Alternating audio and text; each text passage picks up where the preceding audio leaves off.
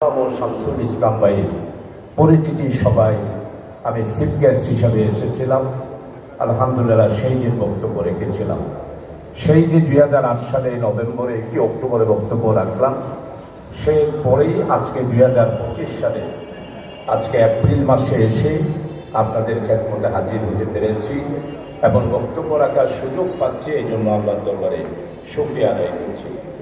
রাজনৈতিক জীবনে আসলে এটা বিশাল একটা সময়।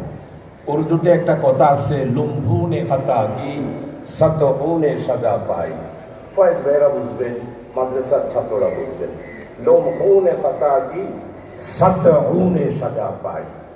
রাজনীতিতে একটা ভুলের কাল হলে, মুহূর্তের ভুল হলে তাহলে 100 বছরের সাজা পেতে হয়।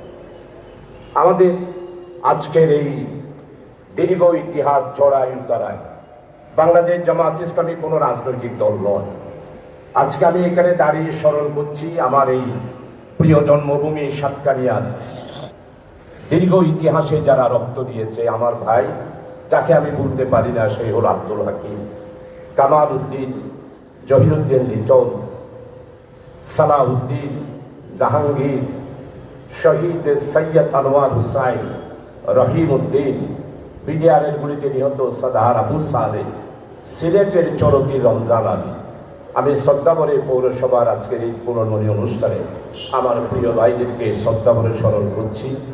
সাথে সাথে স্মরণ করছি বৈষম্য বিরোধী ছাত্র আন্দোলনে যারা রাজপথে রক্ত দিল। 1583 আমার প্রিয় দামাল ছেলেরা আজকে যদি রক্ত না দিত, কোন রাজনৈতিক দল আজকে উন্মুক্ত ভাবে রাজনীতি করার সুযোগ পেত না। কেন স্বীকার করবো? আমার দাদার ছেলে বৈষম্য বিরোধী আন্দোলনে যারা আন্দোলন করেছে,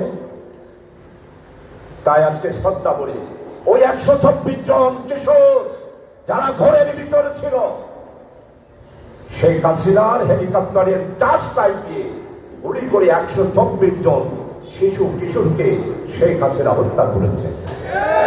শেখ হাসিনা, আপনি নাকি বলেন আমার কি অপরাধ, আমি কি অপরাধ করলাম?